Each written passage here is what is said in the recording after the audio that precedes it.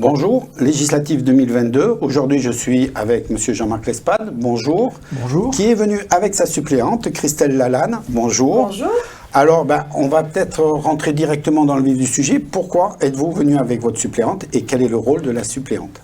Avec Christelle Lalanne, donc vice-présidente de l'agglomération du Grand Dax et première adjointe au maire de Saint-Vincent-de-Paul. Tout à fait. Donc, vous le savez, je suis maire de Tarnos, conseiller départemental du Seignance.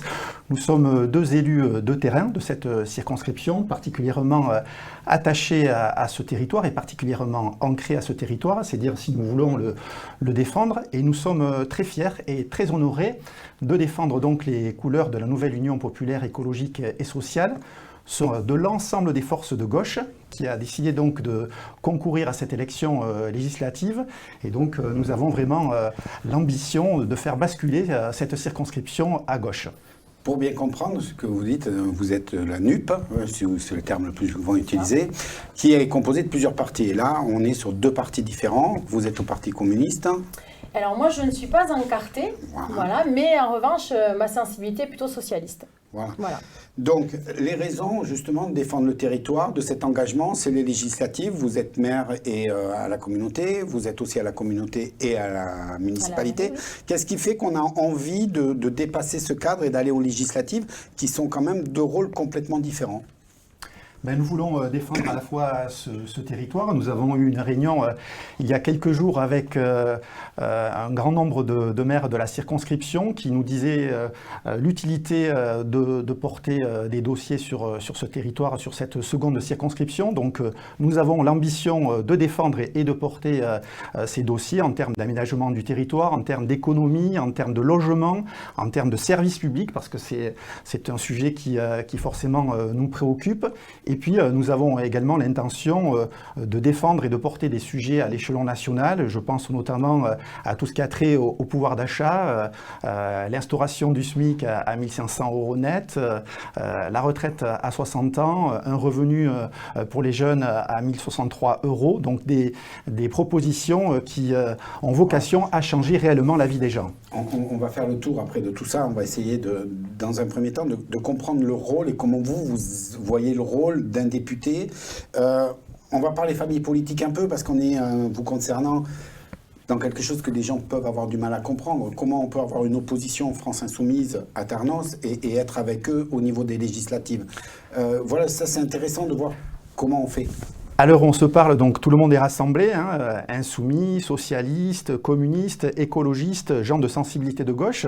Nous portons donc les couleurs de la NUPES, ce rassemblement des forces de gauche. Et d'ailleurs, nous enregistrons, nous recueillons beaucoup de messages de soutien de la part de tous les militants de ces différentes forces de gauche. Et d'ailleurs, c'est particulièrement, pour ce qui nous concerne, très, très encourageant.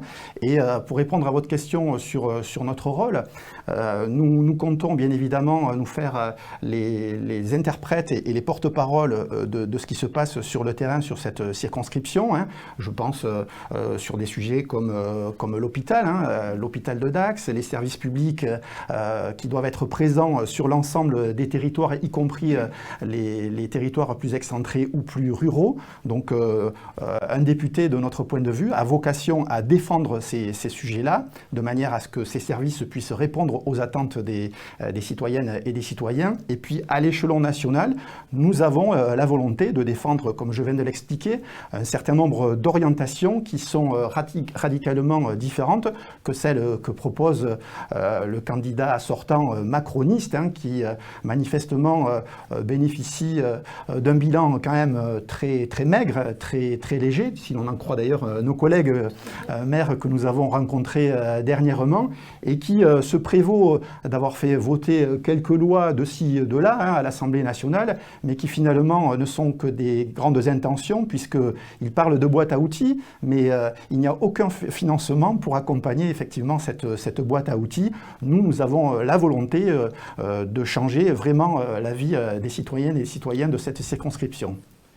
On va parler d'un sujet d'un parti, je ne sais pas comment l'appeler, parce qu'on ne parle pas de l'abstention sur les présidentielles, on a très très peu entendu. Là, on n'en parle pas du tout. Or, l'abstention va être quand même présente. Comment vous voyez pourquoi l'abstention est devenue une force politique presque? Alors nous, nous menons une campagne vraiment tambour battant. Nous sommes sur tous les terrains, sur les marchés. Hier, nous étions à la porte des entreprises. Nous avons été rencontrer les salariés de l'entreprise L'Abeillerie à Saint-Jour-de-Marenne.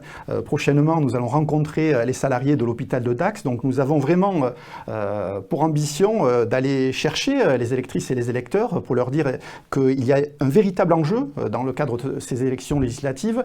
Et donc c'est de cette manière que nous faisons, et si j'en crois les bons échos que nous recueillons, c'est quand même très encourageant et nous recevons beaucoup de messages de soutien. En politique, justement, il y a une multitude de partis. Pourtant, aujourd'hui, pour vous, il y a combien de partis politiques? Ou quelle est la forme de la politique aujourd'hui en France? Des partis, il y en a beaucoup. Et c'est peut-être pour ça d'ailleurs qu'il y a autant d'abstention, parce que peut-être que les gens ne se retrouvent pas vraiment dans un parti, mais dans plusieurs partis. C'est ce qui fait que moi, par exemple, je ne suis pas encartée. C'est parce qu'au départ, je n'ai pas retrouvé dans un seul parti toutes mes idées. Donc, mais c'est vrai, je vous l'ai dit au début, je suis plutôt sympathisante socialiste. Mais les trois forces, on va dire, majoritaires, sont celles qui sont sorties après les élections, c'est-à-dire le Rassemblement national, la République en marche, et puis c'était la France insoumise qui est sortie en troisième avec 22%. Donc il est temps aujourd'hui, je pense, de passer à autre chose. Il faut arrêter de vouloir chacun vouloir la place, c'est pas ça. Il faut se rassembler sur un projet, et c'est ce que fait la NUP, justement. On a beaucoup, justement, dans la méthode de gouvernement, de fonctionnement, il y a des mots qui sont sortis assez forts, donc je vais vous poser la question que je pose à tout le monde. En France, aujourd'hui, on est en dictature ou en démocratie ? Nous pensons que nous sommes encore en démocratie. Effectivement, nous avons justement la possibilité d'organiser des élections dans le cadre desquelles tout le monde peut s'exprimer, défendre ses opinions, ses orientations. C'est vrai que dans la dernière période, nous avons eu parfois un gouvernement qui a franchi un petit peu la ligne jaune. Je pense notamment dans la gestion des manifestations des Gilets jaunes. Je pense également l'incapacité actuelle du gouvernement à traiter des grandes manifestations telles que le match de la Ligue des Champions entre le Real de Madrid et Liverpool, où on a vu un État dans l'incapacité de gérer des situations un petit peu particulières. Et c'est vrai que l'ensemble des pays européens nous regardent en se disant que la France n'est plus tout à fait celle qu'ils ont pu connaître par le passé. Et donc il y a besoin que la France retrouve de ce point de vue de l'autorité et une certaine prestance.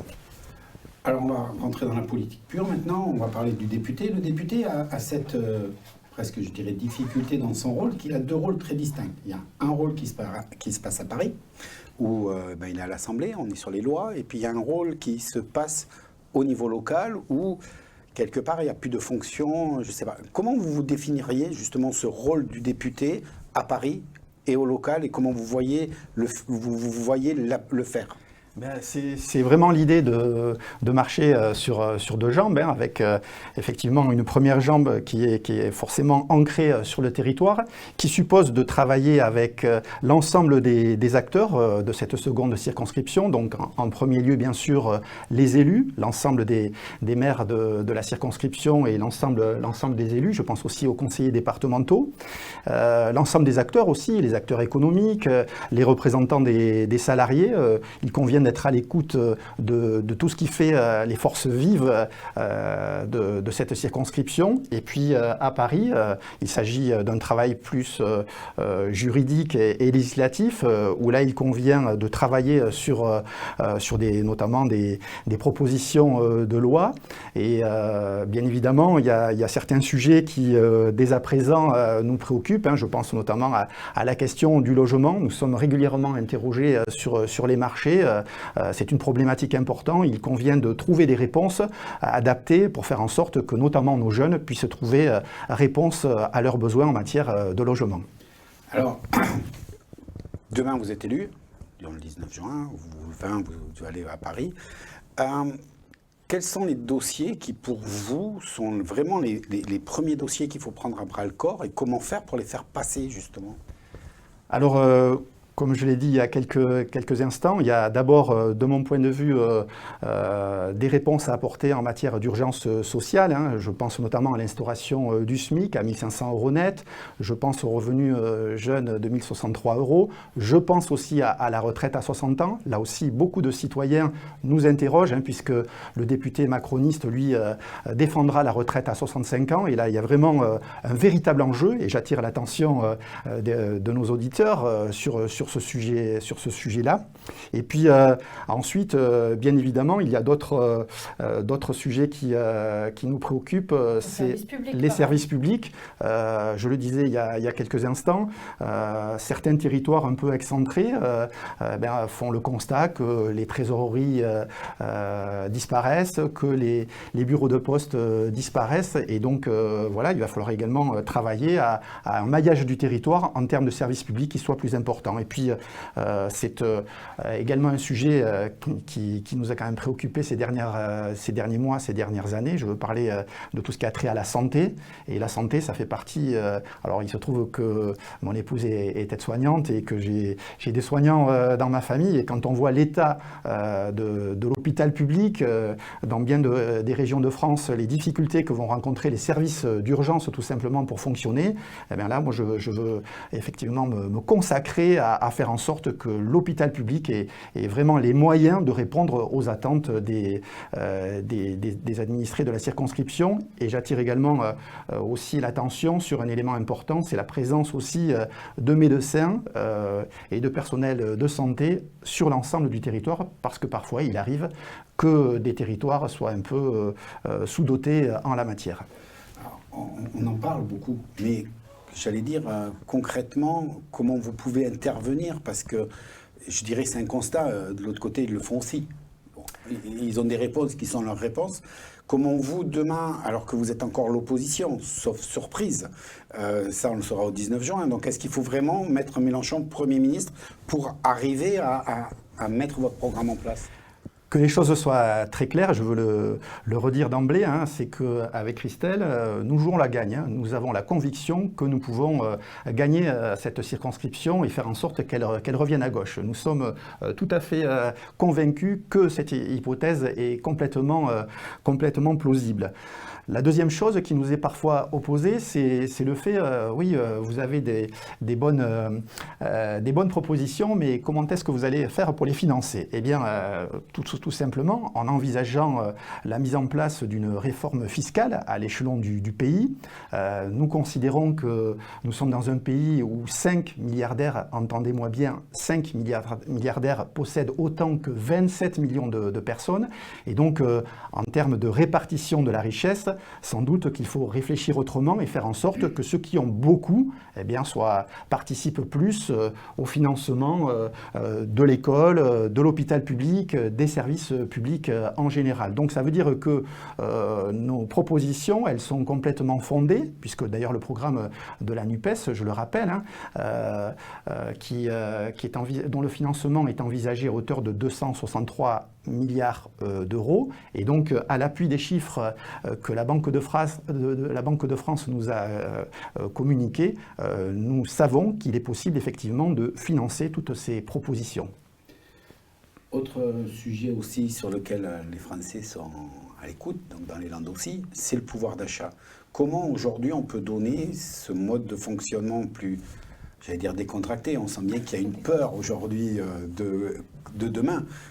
Comment on peut attaquer le pouvoir d'achat d'une manière concrète, sonnante et trébuchante, Alors si je peux dire. Nous avons été faire les marchés, comme l'a dit Jean-Marc, et c'est vrai que hier, on a eu l'occasion, par exemple, de discuter avec des producteurs, des commerçants qui ressentent au quotidien le manque de pouvoir d'achat des gens qui ne font plus...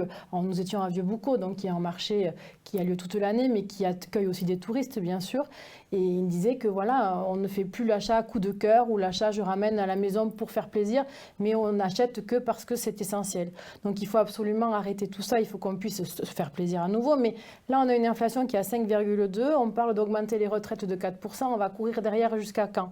Il faut à un moment donné que les salaires soient réévalués, que, on l'a dit, le revenu étudiant passe à 1 063 €, aujourd'hui il n'existe pas. Il y a des familles qui renoncent à faire des études à leurs enfants parce qu'elles ne peuvent pas, n'en ont pas les moyens. Il faut revoir tout. Et comme l'a dit Jean-Marc, on a les moyens de financer tout ça. Mais il faut juste le vouloir. Il faut juste le vouloir.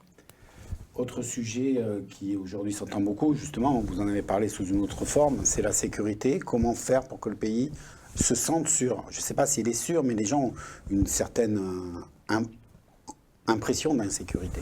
Même dans nos landes, on le ressent maintenant, ça se dit. Alors, une partie des réponses concernant la sécurité, de notre point de vue, c'est faire en sorte qu'il y ait aussi une sécurité sociale, parce que je pense que si nous avons atteint parfois certaines limites en matière de sécurité, c'était justement parce qu'un certain nombre de nos concitoyens vivaient dans l'insécurité sociale. Ça veut dire que cela passe par effectivement de l'emploi, de l'accompagnement, mais aussi de l'éducation. Christelle pourrait sans doute en parler beaucoup mieux que moi, hein, la question de l'éducation nationale et des moyens qui sont consacrés en la matière. Donc là aussi, nous défendons l'idée qu'il va falloir réinvestir dans l'école publique, laïque et obligatoire. Et puis, concernant la sécurité proprement dite, nous sommes attachés à l'idée notamment de police de proximité. Et également, il convient de faire en sorte que nos policiers travaillent dans de meilleures conditions. Je parle des policiers et les gendarmes, dans de meilleures conditions que celles qui leur sont proposées actuellement. Je reviens sur l'épisode donc de la finale de la Ligue des Champions, où on voit bien que nos gendarmes et nos policiers ne travaillent vraiment pas dans de bonnes conditions. Ça suppose aussi, de ce point de vue, des moyens supplémentaires. Et je rappelle que les services de sécurité, c'est un service public qui nécessite donc des moyens importants. Et puis, si je peux me permettre, la sécurité, c'est aussi renouer les liens. Tout simplement, pendant 5 ans, on nous a monté les uns contre les autres, entre ceux qui ont, ceux qui n'ont pas, entre ceux qui font bien les choses, ceux qui ne les font pas, ceux qui sont vaccinés, ceux qui ne le sont pas. On a entendu toujours ça, ceux qui ont des privilèges, à qui il faut les enlever. On nous apprend pas, on ne nous propose pas d'obtenir la même chose que les autres. On nous dit non, il faut que les uns perdent et on sera tous au même niveau. Et ça crée forcément une certaine agressivité. On regarde toujours ce que son voisin a de plus que nous, en étant jaloux. Mais ça, on n'a entendu que ça pendant 5 ans. Il faut renouer le lien. Il faut renouer le lien. Alors, je vais continuer, je vais rebondir. L'éducation nationale, justement, il y a un paradoxe. On a combien de temps devant nous? Il vous reste 8 minutes si vous voulez tout utiliser pour ça. Non. Mais ce que je voulais dire, c'est que l'éducation nationale, quand on regarde, quand on s'intéresse un peu, on s'aperçoit que c'est un des plus gros budgets en Europe. On est une des nations qui consacrons le plus d'argent à l'éducation nationale. Mais par contre, on est une des nations qui avons le plus mauvais classement. Comment faire pour que ça corresponde? Peut-être parce qu'un jour, il faudrait penser à mettre l'élève au centre de nos préoccupations. Simplement, là, on fait des réformes. Alors, un coup, on s'attache à l'école primaire. Allez, un coup, il y a un nouveau ministre qui arrive. Hop, il s'attache au collège. Après, on va au lycée. On met Parcoursup en place. Toutes ces choses qu'on saupoudre, à un moment donné, il faut avoir une vision globale, je crois, des choses. Et puis, il faut peut-être s'intéresser à ceux qui font l'éducation nationale, qui sont les enseignants, parce que jusqu'à présent, ils sont laissés de côté. Mais il n'y a pas que, il y a d'autres personnels. Il y a des accompagnantes d'élèves en situation de handicap, par exemple, qui sont au quotidien de ces élèves et qui gagnent malheureusement 800 € par mois, alors qu'elles sont au quotidien en train de les aider à écrire, à réfléchir, à reformuler les consignes, etc. On ne s'intéresse pas aux professionnels de l'éducation. On ne réagit que lorsque, je ne vais pas vous parler des protocoles, vous les avez entendus, annoncés depuis Ibiza par exemple. Bon, voilà, on ne va pas refaire le film, mais je veux dire, on a été dénigrés et je crois que les enseignants ont perdu tout à fait confiance en leur ministre. Et que quand on n'a pas confiance, on ne fait pas bien les choses non plus, il faut se dire aussi les choses. Et puis, le salaire, on peut en parler peut-être du salaire aussi. Moi, j'ai 22 ans d'ancienneté, je gagne 2 000 € par mois. Voilà. Et je crois que ce n'est pas normal, parce que j'ai fait 5 ans d'études, après mon bac, bien sûr, et je gagne 2 000 € par mois. Est-ce que c'est normal? Je suis cadre A. Est-ce que les autres cadres A gagnent le même salaire que moi? Non. Alors, bien sûr, on va me dire, oui, mais vous avez les vacances, enfin, ce qu'on entend régulièrement d'ailleurs. Mais moi, je dis, allez à l'Académie de Versailles. Hier, ils ont fait un job dating. Ils ont embauché des enseignants des futurs enseignants, qui seront devant les élèves sans aucune qualification, parce qu'ils ont juste un bac+3. Donc, si vous avez fait un bac+3, je ne sais pas, dans le commerce, je ne dénigre pas, hein, c'est juste pour dire que ce n'est pas une matière qui s'enseigne, par exemple, au collège. Eh bien, vous pouvez enseigner les maths parce que vous avez quelques notions. Donc, est-ce que les gens, aujourd'hui, ils ont envie d'une garderie nationale ou d'une éducation nationale? Voilà, c'est la question que je pose. Permettez-moi juste de rajouter que le ministre Blanquer a imposé une politique d'austérité à l'éducation nationale et malheureusement le député macroniste sortant a soutenu cette politique d'austérité avec des suppressions de postes dans l'éducation nationale au point qu'aujourd'hui, à la rentrée, il y aura peut-être des enfants qui n'auront pas d'enseignants lors de la rentrée prochaine. Donc nous voulons, c'est notre priorité, l'éducation c'est fondamental, c'est notre priorité.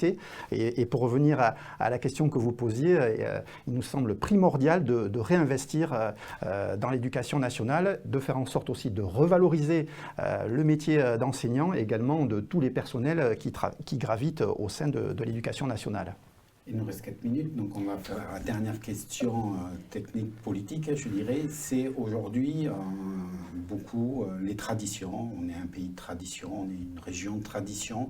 Comment vous voyez ça et comment est-ce que vous allez les défendre et comment? Alors moi je vais parler là parce que moi je suis très attachée aux traditions. Et moi aussi. Et toi aussi.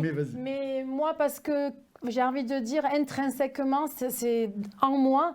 J'ai été, avant d'être professeur de français, professeur de gascon. Donc pendant plus de 15 ans, j'ai enseigné la langue gasconne, donc j'y suis très attachée, les traditions, la course landaise, etc. Donc moi, mon pays, c'est les Landes, mon territoire, c'est les Landes. Je suis une élue de terrain et je me battrai toujours pour nos traditions. C'est très important. Je partage complètement. Ma maman est née à Mazerolles, à côté de Mont-de-Marsan, et elle parle le patois. Et moi aussi, je suis très attaché à l'ensemble de ces traditions. Et je considère qu'il faut voir cela comme vraiment une richesse de notre... Je disais tout à l'heure que nous étions des élus ancrés dans nos territoires. Et donc, nous sommes forcément porteurs aussi de la richesse de l'ensemble de ces traditions. On arrive à la fin, il nous reste 3 minutes, donc on va parler de vous, c'est aussi presque la fin, il reste 7-8 jours maintenant. Comment, vous avez dit que vous avez été sur les marchés, voir les gens, quelles sont les dates clés un peu pour les gens qui veulent vous voir d'ici le 12, comment ils peuvent vous voir, des réunions publiques, je ne sais pas. Oui, alors on va les rencontrer sur les marchés, hein, bien sûr, on a encore d'autres à faire. On va tracter aussi dans d'autres lieux que les marchés. Mais on a un grand meeting mardi prochain à 19h à la salle Amélie Charrière à Dax. Donc on attend les gens nombreux. Bien sûr. On va finir par cette traditionnelle question de TV Land qui est le 12 juin. Dans ce cas-là, je vais rentrer dans un bureau de vote. Je vais me retrouver avec 11 candidats à choisir pour la 2e circonscription. Pourquoi je dois choisir votre binôme plutôt qu'un des 10 autres binômes qui me sont proposés? Alors, je vais commencer, comme ça tu concluras, parce que c'est toi le titulaire. Donc, moi, sincèrement, un député doit, comme l'a dit Jean-Marc, être ancré, être un homme. Pour moi, il doit être un homme politique ou une femme politique ancrée dans son territoire. Et je ne pense pas qu'un député puisse exercer sans avoir ses 2 pieds dans son territoire. Nous sommes tous les deux des hommes et des femmes politiques de terrain. Nous sommes au quotidien en contact avec la population. Le département est à gauche. La région est à gauche et il me semble normal de rajouter la strate supérieure pour en faire avoir toutes ces strates et pouvoir répondre au mieux aux questions et aux attentes des habitants des Landes. Voilà. Et juste pour compléter, effectivement, l'enjeu est important au cours de cette élection législative. Si vous souhaitez voir instaurer le SMIC à 1 500 € net et l'augmentation des salaires et des retraites, c'est important. Le revenu jeune à 1 063 €. Nous n'avons pas parlé aussi d'autres sujets importants. Je pense notamment à la planification écologique. Nous sommes sur un territoire aussi rural et agricole. Il est important de travailler avec le secteur agricole et les agriculteurs sur ces questions également de transition agricole dans le cadre des pratiques et puis en travaillant également sur une amélioration toujours, une alimentation toujours améliorée, pardon. Et voilà, donc ce sont des sujets importants. Et puis, je l'ai dit et je le répète, il y a également cet enjeu de la retraite à 60 ans. Nous sommes très régulièrement interrogés. Si vous votez pour le député macroniste, eh bien, ça sera le retour à la retraite à 65 ans. Si vous votez pour nos candidatures, eh bien, ça sera l'intérêt d'avoir des gens qui vont se battre pour la retraite à 60 ans. Je crois que ça mérite d'être bien réfléchi. Je vous remercie d'avoir pris le temps pendant cette campagne de venir sur notre plateau. Je vous dis au soir du 12 juin et à très bientôt. Au revoir. Nous vous remercions. Merci. Voilà, à très bientôt. Bonne fin de journée.